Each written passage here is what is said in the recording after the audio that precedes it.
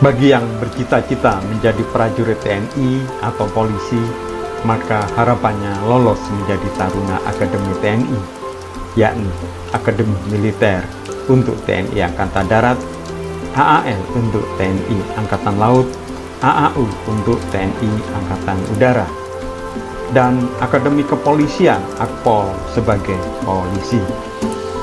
Apalagi bila sudah menyelesaikan sekolah ini, tak hanya jadi prajurit TNI atau Polri, tapi sudah langsung sebagai perwira pertama, yakni Letnan 2 atau Inspektur Polisi 2. Namun, kenyataannya banyak yang gagal.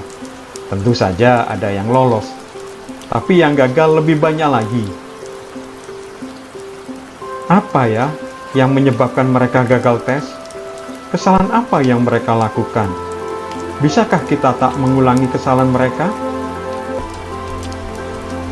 Kegagalan mereka disebabkan beberapa faktor. Namun sebenarnya faktor terbesar, seperti sudah disampaikan tadi, karena kurangnya persiapan yang sungguh-sungguh. Seperti mencari informasi sebanyak mungkin terkait seleksi TNI Polri ini.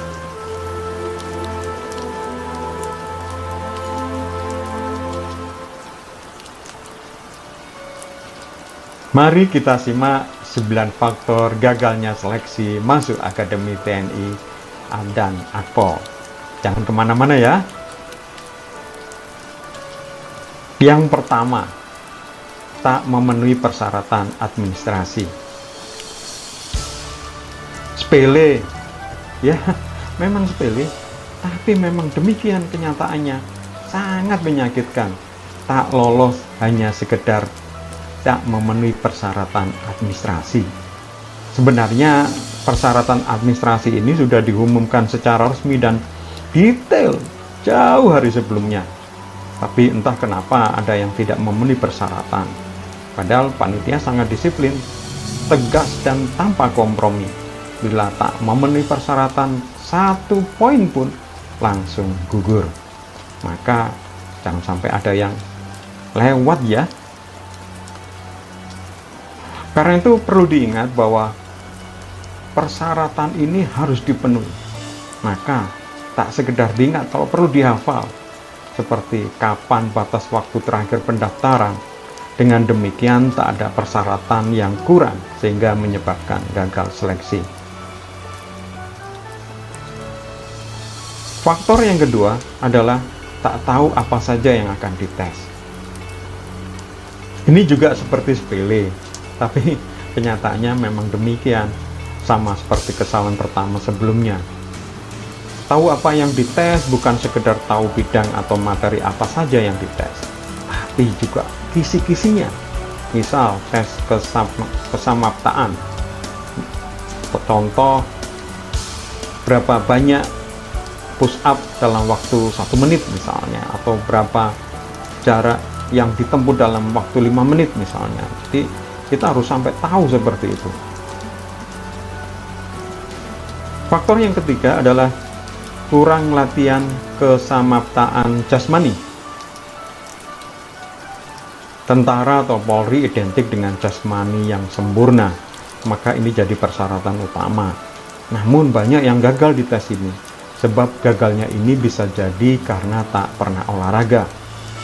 Atau sebab yang lain. Misal mentalnya kurang kuat sehingga gampang menyerah. Atau ya latihan olahraga sih, tapi latihan olahraganya tak sesuai dengan apa yang nanti akan diujikan.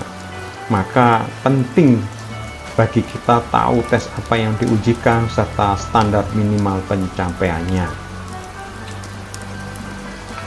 Faktor yang keempat, kurangnya latihan tes soal akademi atau pengetahuan umum. Banyak peserta meremehkan tes akademis ini, dianggap sama dengan ujian-ujian yang pernah dialami di sekolah sebelumnya. Pengetahuan umum pun dianggap sudah banyak dikuasai. Karena dalam waktu cukup panjang, mereka sudah membaca, mengamati, bahkan mengalaminya. Karena itu, biasanya peserta menganggap enteng tes akademis ini. Padahal seharusnya tidak begitu, karena antara tes ujian dan tes seleksi masuk Akademi TNI dan Akpol ini berbeda. Soal ujian untuk mengukur penyerapan ilmu yang dipelajari, yaitu waktu misalnya ujian nasional waktu di SMA. Sedangkan tes seleksi untuk menyaring dari sekian ribu peminat, karena tentu kapasitas sekolah terbatas sedangkan yang mendaftar banyak, maka perlu disaring yang ketat, dan salah satu saringannya itu adalah tes seleksi. Maka tes seleksi ini tentu lebih sulit daripada tes ujian. Faktor kelima, tak cek kesehatan terlebih dahulu. Ini juga karena entah tak peduli atau apa, mereka tidak tahu atau tidak mengerti tes kesehatan itu meliputi apa saja dan bagaimana standar kelulusannya. Tanpa bekal informasi itu, peserta hanya bisa berspekulasi, untung-untungan atau pasrah saja. Padahal seharusnya tidak begitu. Jika ada kekurangan atau ketaksempurnaan di fisik atau penyakit, maka bisa diobati terlebih dahulu, asal nanti saat tes sudah memenuhi syarat. Maka di sini harusnya peserta harus peduli dan berusaha mencari informasi tes kesehatan. Bahkan kalau perlu cek kesehatan terlebih dulu di laboratorium medis atau ke kedokteran. Dan kalau bisa tak hanya kedokteran umum, tapi kedokteran di rumah sakit militer atau polisi. Faktor keenam, tak tahu bentuk tes mental ideologi. Pada umumnya peserta seleksi tak mengetahui bentuk tes mental ideologi. Hal ini menyebabkan persentase kegagalan yang cukup tinggi. Apabila peserta tes mengetahui bentuk tes mental ideologi, tentu lebih besar kemungkinan lolos dalam tahapan tes ini. Faktor ketujuh, tak tahu dan bersiap menghadapi psikotes. Tahapan tes ini sebenarnya bisa diantisipasi loh, karena sudah banyak buku-buku psikotes dijual. Bahkan banyak juga lembaga-lembaga psikologi yang siap untuk melakukan psikotes secara umum, ya. Sedangkan psikotes ini sebenarnya standar ya, karena psikotes ini adalah tes yang mengikuti aturan keilmuan psikologi. Jadi dimanapun, bahkan di seluruh dunia, psikotes itu sama. Apalagi psikotes di Indonesia mengandung atau mengikuti tes-tes di luar negeri. Yang terjadi malah di tahapan ini banyak yang gagal. Maka tahapan ini sering dijadikan momok, tahapan yang sangat menegangkan dan ditakutin bagi mereka. Padahal seharusnya ini lebih bisa diantisipasi. Maka sebaiknya peserta dapat mempersiapkan diri dengan mencari informasi tentang psikotes. Misal dengan memahami tujuan dilaksanakan psikotes, bagaimana bentuk psikotes, apa yang harus dikerjakan, dan apa yang tidak boleh dilakukan selama pelaksanaan tes psikotes berlangsung, dan lain-lainnya. Ya, bisa mencari informasi ke lembaga psikotes setempat. Faktor ke-8, tak tahu bentuk Pantukhirda dan Pantukhirpus.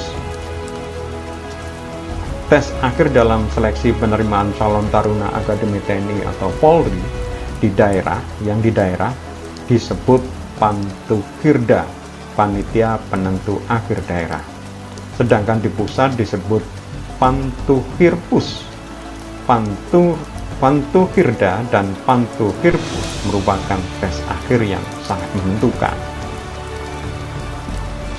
Tes Pantukhir merupakan evaluasi seluruh materi seleksi, yakni administrasi, kesehatan, jasmani, mental ideologi, dengan melihat hasil keseluruhan tes masing-masing bidang secara tertulis ya datanya, dan dibandingkan bentuk fisik dari setiap peserta.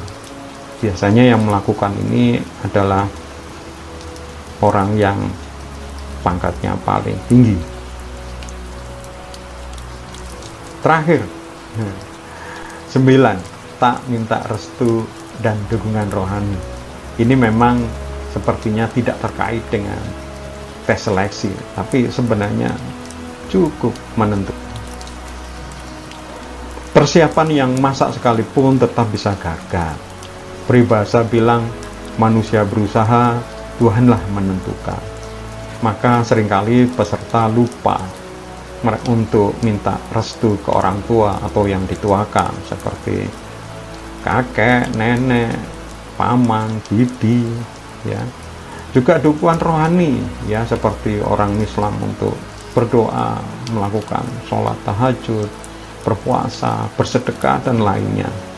Ya, ini memang sepertinya tidak ada kaitannya, tapi kaitannya adalah dengan melakukan hal itu hati kita menjadi tenang, hati kita menjadi ikhlas. Maka saat kita mengikuti tes, maka kita bisa melakukan secara maksimal.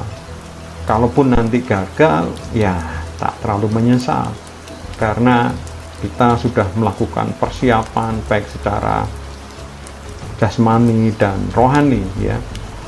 Sehingga kalaupun misalnya nanti tidak tercapai, ya bisa saja itu mungkin, ya, kegagalan itu adalah takdir terbaik bagi kita yang sudah ditentukan Allah atau Tuhan. Siapa tahu Tuhan sudah memberi rencana kehidupan bagi kita yang mungkin lebih baik. Penutup, demikianlah 9 faktor penyebab gagalnya tes masuk seleksi akademi TNI atau Akpol.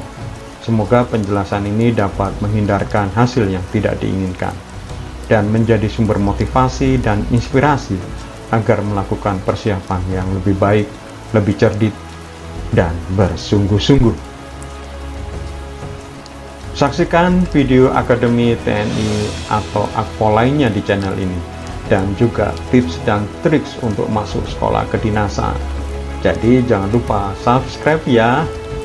Terima kasih sudah hadir di channel ini.